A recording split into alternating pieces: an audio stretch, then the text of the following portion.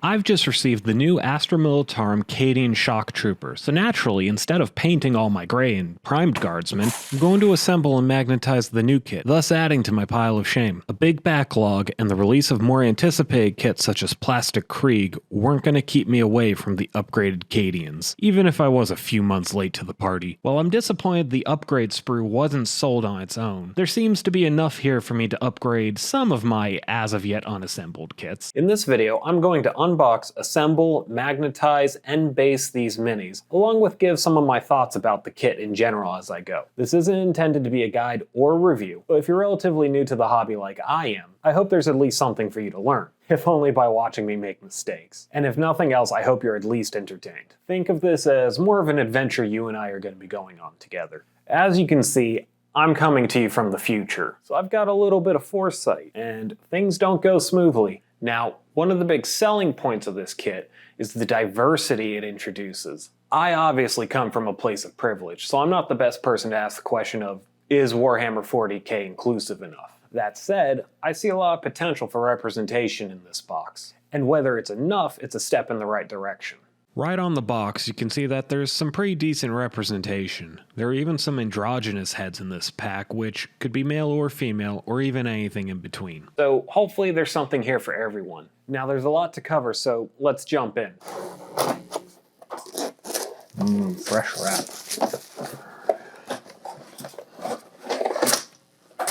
Now on the left I have the old instructions, and on the right I have the new instructions. For this first page you see there's just a simple layout change and they swapped out the images. Now the old manual is a book style, whereas the new manual is a brochure style. Something I've noticed in the new manual is at no point does it explicitly name what the special weapons are.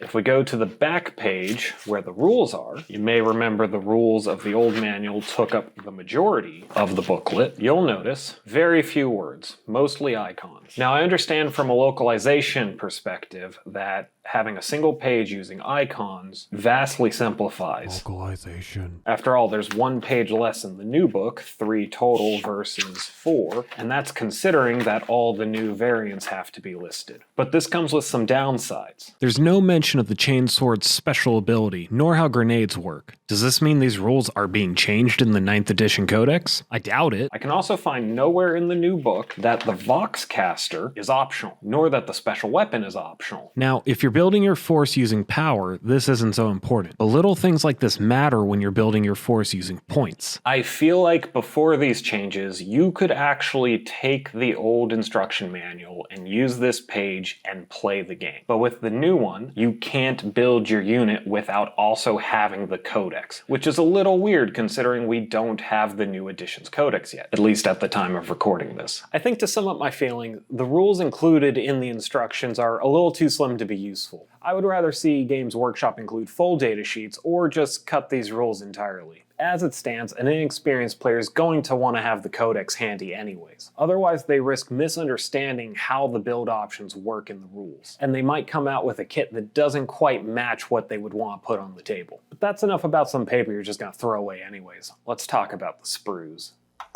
So these are unchanged. Got a old set, so you see no difference here. So we'll set those aside. What we are interested in is the upgrade sprue. This is what I'm most excited about. That's the sniper rifle, in case you couldn't tell. Plasma gun, melta, bolt pistol. So on the right side we have our helmets, and over here we have the unhelmeted. I count 3 that are obviously female. The rest are not so obvious. Overall, with the variety in these heads, I think everyone's going to be able to find something they like. Now, my intention here is to use magnetization to make the most out of this kit. So every special weapon is going to get used, every configuration of the sergeant is going to get used. Here's a list of everything you'll need if you want to follow along at home. I've also put a list in the description of this video. I'm not going to go into great depths here. I have a more detailed and general purpose guide on magnetization in the works, so get subscribed if you're interested in that. I also have a video about magnetizing a sentinel, which is concise and loaded with helpful and relevant tips. So feel free to go check that out if you're looking for something a little more in depth right now. I went for a mix of helmeted and unhelmeted heads, and I even include a few of the old heads just to make sure I wasn't depleting my supply of new heads right off the bat. I'm going to want a few of those for some of my other kits.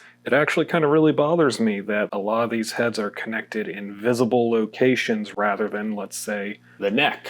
I've assembled 8 of the troopers so that they have their weapons, and then the sergeant and the special weapons, I've not done anything with the arms yet. I have not put any accessories on because doing so would make magnetization more difficult. In honesty, I probably shouldn't have put on the bases yet. I could take them off. I'm not going to. We're just going to move on ahead. And speaking of heads, how about we get a little stupid? Here we have a perfectly normal guardsman, except magnetize the head. Why would you magnetize the head, you might ask? Excellent question. I've got literally dozens of heads from this kit. What if I feel like running all helmets today? Or what if I feel like running all the weird people today? Put all the heads in a baggie, dip the body, see what head comes out. I'm about to show you how. So I have 2 guardsmen here, one with the magnetization, one without. So for the magnet, we're gonna try to be as center as possible. Basically, we're gonna drill a hole here. Take your hobby knife, go ahead and make a pilot hole. Now, because this little socket is sloped, we're going to want a pretty substantial pilot hole, otherwise our drill is going to drift. And even with the pilot hole, it may do so, but we can counter that. There we go, nice big pilot hole. I recommend a 2mm magnet for this, so I'm gonna take my 2mm drill, and as I'm drilling, I'm actually going to apply a little more pressure to kind of help the bit stay back in the socket. We're just gonna go to town. Now the magnets I bought are not exactly 2mm, they're actually a little bigger than that. So I actually am having to use a bit that's slightly bigger than 2mm as well. I don't know the exact diameter, but I know, because I've done this already, that my magnet is a very snug fit. I don't even need to use glue, and the magnet will stay in place. Which actually presents me with a problem, because when I want to test the fit, if I push too far, the magnet may get stuck. Because I've already magnetized, I want to make sure that any head can go on any body. So I'm going to put my stack of magnets here,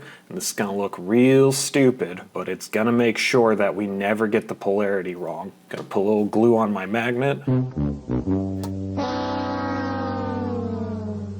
That's not where I want my glue. All right, let's try this again. Because I've already done this, I can take my existing head, take the magnets off, and I don't want the whole stack, and I can apply the glue to the bottom of the last magnet in the stack. Once I have that, I just put that in the slot and push it until it's all the way down. That is one long neck. Now we're just gonna give that about a minute to dry. Now, if you're doing this for the first time and you don't have a head to orient, it doesn't really matter what direction you have these magnets in. Now let's say you're doing all the bodies at once and you're gonna do the head later. Once you have the first body magnetized, put your stack on it, use the hand that isn't your dominant hand, take the stack off, have another body ready, pretend this guy already has a hole drilled, apply your glue to the part of the magnet that was connected to the previous body, slot that into place. Now once that's had a minute to dry, we can just take out the magnets. Sometimes the glue's gonna seep up and it's gonna get that second magnet there, maybe even the third one stuck in place. You can just use your hobby knife, take that out, add it back to the stack. So now you can see that's pretty nice. If you do it right, you won't even see the magnet. One added benefit of doing that is you can now pose your head somewhat. Oh, hey, what's over there? Oh, I need to look down the barrel of the rifle. It's just a silly thing that's fun to do. Add a little character to your minis as they're on the board. And we have fun here. Now for the head, this is a little tricky because it's such a small piece. I hope you can see this, but the magnet kind of is making the back of the neck square instead of the usual roundness of it. This is really tricky because as you're drilling, the drill bit is going to want to drift. So as you're drilling, you need to push it towards the face. So let's go ahead, take a new head. So same as before, we're going to take our hobby knife, and I hope you can see this. I know it's not easy, but we actually need to start this hole about where the neck starts to curve towards the back of the head. Now, make sure you have a sharp knife when you do this. Now, see, even my attempt to make the pilot hole is drifting. do not press very hard, or your hobby knife might slip and go straight into the tip of your finger, and you do not want that. It's better to prioritize the blade towards the face until you've got a good hold. That is fairly center, and I think that's enough for me to drill. You see that this bit is almost as wide as the head, which is a bit of a problem. So again, I need to apply force towards the face as I'm drilling this to make sure it doesn't drift, because it is going to want to drift. I know that's hard to see, trying to make it as visible as possible. Now the other thing is we're not actually removing a lot of material on the head. The magnet on the bottom of the head is not going to be completely enclosed. We just need enough so that the magnet is going to sit flush with this jawline and then the back of the head. It's not the worst thing in the world if the magnet is deeper than the jawline, but if it is not at least flush, you're going to have a long neck. So make sure to drill enough. Feel free to do little test fits to see where your magnet lines up. There, I think that is good enough. I've got the line of the top magnet at least as deep as the jawline. Now what we're going to do, we're going to get our body back in here. We're going to put our stack of magnets on it. We will add glue to the top of this magnet and then just let the head rest in place until the glue is dry. And again, it really does not take a lot of glue. These are small pieces. In fact, I may have drilled a little too far. Those long necks are so funny to me. Nope. All right, now that's dry, we can take our head off. Wait a second. The heck? This may be hard to see, but somewhere in my stack was a magnet of half width. I am a little confused how that happened. How far can I zoom in? Look at that. What is this thin boy doing in here? Regardless, I was a little concerned with the unhelmeted ones that the magnet might be visible, but honestly, this is pretty good. And now she can face her enemy. See that some velociraptors are coming off from the side. It's just silly little things that, I don't know, I feel like they add some character. Now that they're magnetized, you can just quick swap that head. Look at that. Look at that. There's a lot of work, though. So, you know, you decide if that's what you want to do. Fun side effect. When you put all the heads together, you get a monstrosity. The next thing I want to do is magnetize the Vox Caster. Now, I haven't actually done this particular magnetization before, so we're going to be on a learning adventure together. Now, the Vox Caster has this slot that this little joint is supposed to go into, and I feel like that's pretty important for the Vox Caster's orientation on the back. So we're going to try and do this in a way that doesn't remove this slot and nub. So let's give this a try. First thing we want to do, we need to get our pilot hole. And if we ignore this smaller portion of the nub, I think we want to be in the center of the larger rectangle. So let's go ahead, get our point center as we can, and you look at my blade, that looks relatively sharp, right? Well, the point is missing, and now it's not working as well. So I'm actually going to swap out the blade real quick. Let's try this again. Go ahead, get that point right at the center. And then like before, we aren't pushing, we are just rotating and letting the edge of the blade do all the work. Because we're actually working with a flat surface here, we don't need to make that big a pilot hole.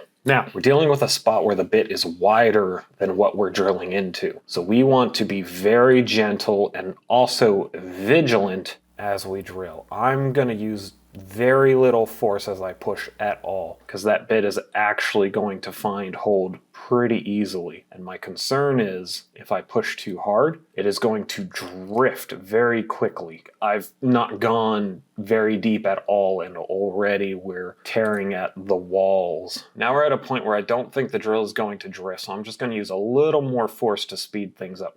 It's a little hard to tell if that's deep enough, so we're just going to do a little test. Afraid of that. Because the walls are so thin, it's really hard to push the magnets in without damaging the wall. I need to drill just a little more. There we go, that should be plenty. Do another test fit. There we go, that looks pretty good. In fact, these magnets are getting caught. See that? Without any glue at all, it's staying in place. But I don't trust that to always be the case. So I am actually going to want to try and extract that magnet so we can glue it proper. There we go. Something I'm going to do, I'm going to make the Vox Caster orientation match that of the head. And I think, in fact, for all of the joints that we magnetize. I think we're going to make all of the polarities identical. And that's going to have some funny consequences later, but I think that'll be better. So we're going to take our stack of magnets, take our glue, making sure that we don't accidentally change the orientation of our magnets. Add a little glue to the tip of that very carefully so as to not get glue elsewhere. Push the magnet into place. And there we go. Don't want to push too hard in case I cause the whole stack to collapse, ruin everything. I'm going to use my nail here to slide the stack of magnets off, and there we go. Now that we have the magnet in the back, it's time to get a magnet into the Vox Caster. And this is, I think, where it's going to be tricky, because this slot is not necessarily the same depth as the height of this nub. Also, I can't drill a pilot hole into this. So I think what we're going to have to do is just go for it. Now what's happening is it's not the tip doing the work, it is actually the sides of the bit, and that is not ideal. I've barely drilled at all. Really, all I've done is made this opening a little more cylindrical where the magnet's gonna fit. So we're gonna take a magnet, put it on the back, and then we're just gonna see if we can fit the Vox Caster all the way on. And as of right now, there is still a pretty substantial gap. So we're gonna do some more drilling. And I think at this point, yeah, that looks pretty good. I can actually get the backpack on all the way. So we're ready to insert.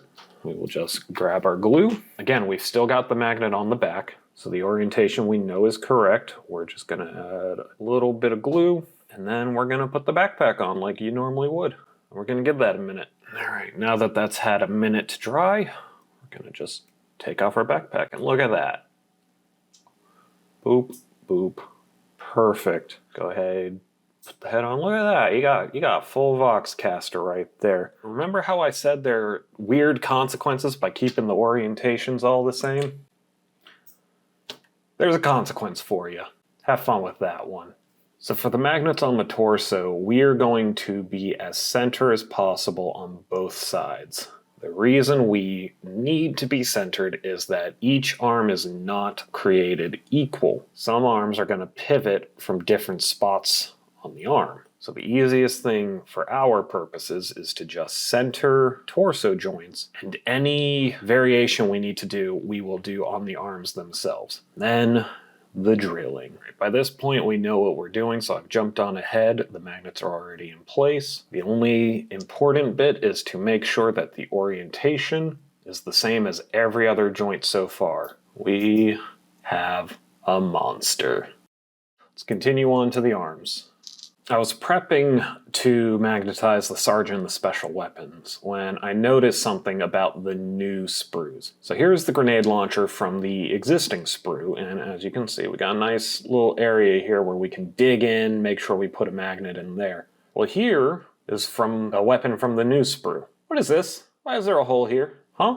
Unfortunately, these sockets weren't going to allow for precise placement of the magnets. I needed to find a way to fill them so that I was in control of the magnet placement. I'm going to demonstrate two ways that we can fill these openings so that we can actually get magnets in there. One method will be the use of excess sprue material, and the other is going to be Greenstuff. My initial intention for filling this with sprue material was to cut off a section, put it in, and then make it flush with the rest of the joint. But upon inspection, I don't see anywhere on the sprue where it's thin enough to just take a section. What I can do is take some of these leftover nubs and maybe get those to fit in the socket. So we're gonna give that a go. You're gonna go on this adventure with me, and we are going to see how this is gonna work. So I'm gonna take my plastic glue, and we're gonna try to fuse one of these nubs onto my joint. I'm gonna use a lot of pressure here because I really want the nub and the arm to fuse together. And that plastic is gonna melt just a little because of the glue and hopefully make that happen for us. All right, I think that's had enough time to cure. So we're just gonna take our trusty snips, carefully take that off. Now I noticed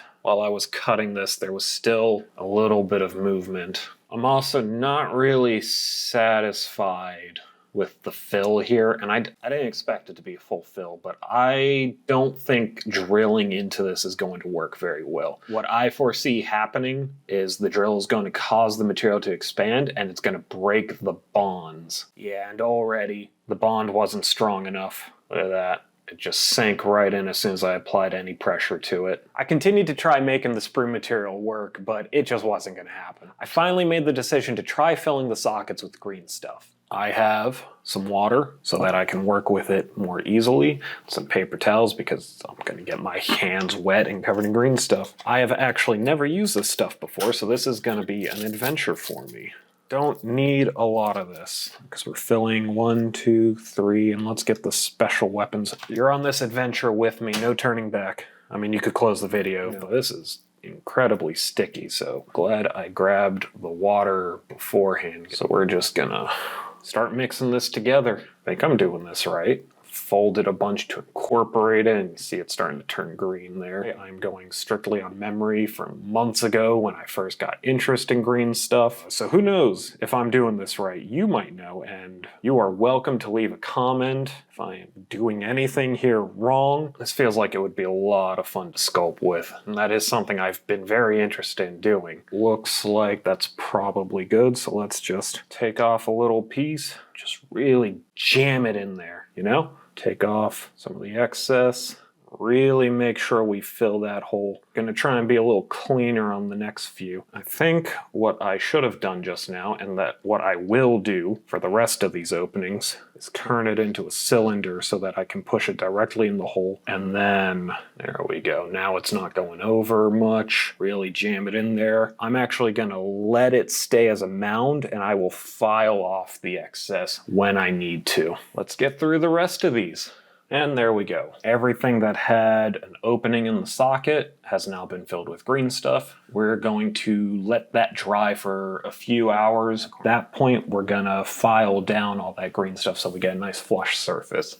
While we're waiting for the green stuff to cure, we can go ahead and cover any weapon that's going to require 2 arms. The flamer is a good example of that. Something we have to be considerate of is once we've attached them together, we only have this little joint keeping the 2 pieces bound. At the same time, there's a lot of potential for messing up here if you get the orientation incorrect on either of the magnets. You're going to find yourself with a weapon that on one side wants to attach and the other side wants to repel. Now, with the flamer, there's a pretty natural place it wants to be. Once we have it in that spot, kind of as we pull them apart, eyeball where that magnet is going to line up, making a mental note of that location, which is still fairly center. Well, you know the drill at this point. We're going to get this completely magnetized, and then we'll go to the second arm and follow that with the backpack. Now with that first arm magnetized, we're going to get into the position we want it. Then we're going to take the second arm, line it up, and same thing. We're going to pull it away, making a mental note of where that magnet should be. Again, pretty much center is where I saw it. There we have arm number 2 magnetized. Just stick that into place. At this point, you may decide that's good enough for you. You're not concerned with whether these 2 points are actually attached. But if you want to go the extra mile, what you can do is just add a little bit of plastic glue at this point, really get those pieces together. One thing to note, though, is when you remove both arms as one, there's going to be a lot more force. So that bond may not be as permanent as you like. Just something to consider here. Before I glue anything on, I'm going to get that backpack magnetized too. And for that, we're just going to do exactly what we did with the Vox Caster, so I will jump straight ahead. Here we have the tank for the flamethrower magnetized. We just pop that on the back, line everything up, grab a head to pop on here. Look at that. I do think I'm going to glue these 2 joints together though. As you can see, there's kind of a gap between the joint. I'm gonna bite a bullet. I'm gonna see how it works if it's all glued together, and afterwards I can tell you whether or not that's a good idea. All right, all the glue's dried, so let's go ahead and try to take off the flamethrower, the heavy flamer. You don't name it in here. Whatever. All right, let's try and take off the heavy flamer. So I'm going to be fairly unceremonious here, and that did come off cleanly. That said, these connections even after 24 hours of curing, are still a little flexible, so you're not going to want to just toss this in with the rest of your magnetized bits. You're probably going to want to be a little delicate with this one. So again, it's your call whether you glue these pieces together or you let them just float around each other. Now, it's been over 24 hours, so this green stuff should be completely cured. Just going to try to cut away the excess, which in retrospect I should have done as I was putting it on. See how it files down.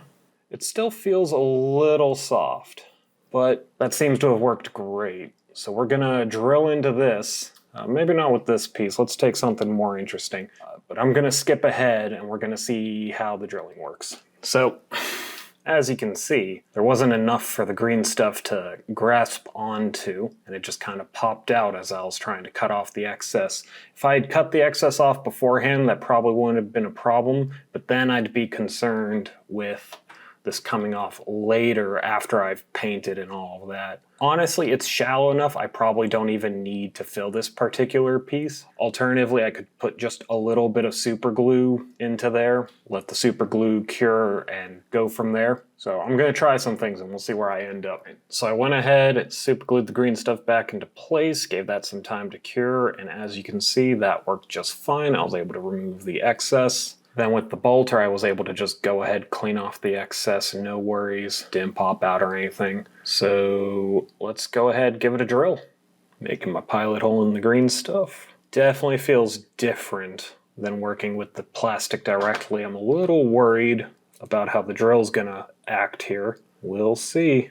I'm going real gentle because as I'm doing this, I'm actually afraid the drill's gonna end up pulling the green stuff out of the socket.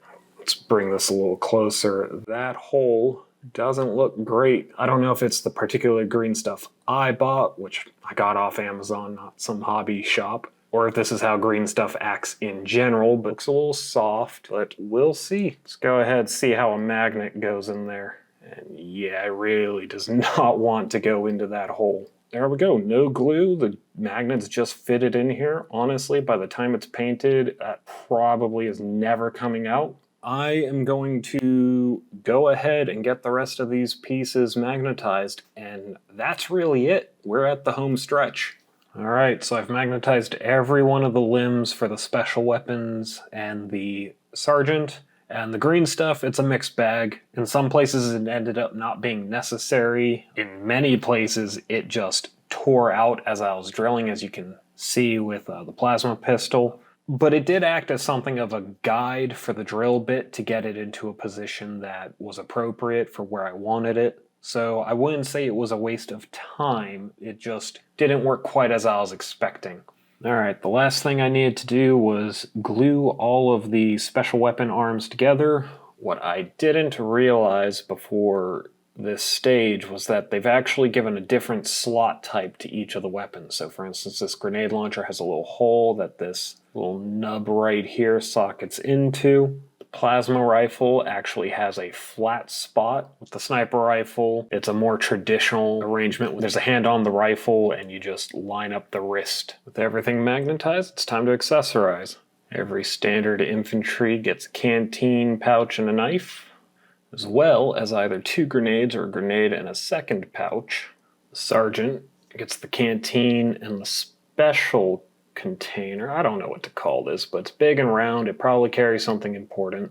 The last thing I want to do is do a little basing. For that, I have this Vallejo ground texture that I'm going to baste over the base, as well as some cork board that I'm gonna grind up a bit, as well as use some of these straight edges to make little broken wall foundations. So let's approach the cork board first, and then we'll baste on some of this ground texture. Just break off a couple pieces along the edge. I don't need big chunks. In fact, these are a little bigger than I want already. There we go, that's a nice sized chunk. Boop, and that should hopefully give the impression that this soldier is walking up on the foundation of a broken down building. I'm going to take the rest of this cork board and I'm just going to really break it up. I want some fairly small pieces. Now I'm wondering if it wouldn't be better to put the texture on first and then press this down into the texture. So we're going to give that a go on this next guy.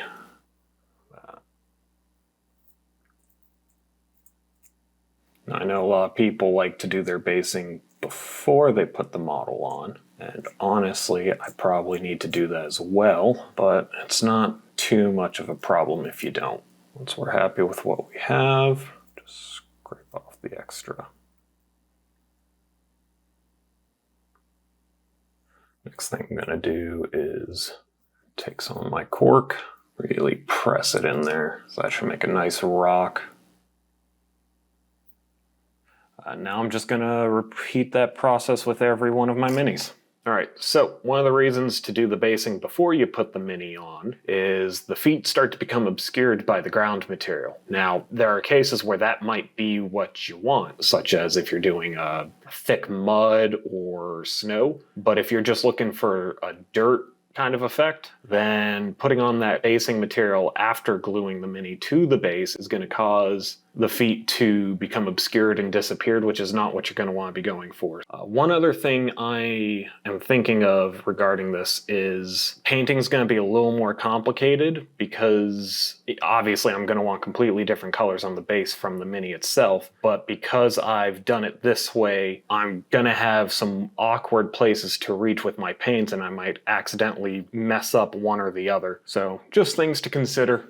And with that, I finished prepping the Cadian shock troops. I'd initially intended to paint them as part of this video, but it was a surprising amount of work to get them this far. In addition to that, I have a lot of ideas and techniques I want to tackle when I paint them, and at this point it's feeling like a whole video in itself. So this is where I'm going to leave them for now. If you've stayed with me for this long, I hope you've learned something, or were at least somewhat entertained. If so, maybe think about dropping the video a like. And if you're interested in seeing what these troopers look like painted up, maybe consider subscribing. I also have several videos in the work right now, covering various games like 40K, Battletech, and even just some general tabletop terrain creation. So if any of that sounds interesting, I hope to see you around again.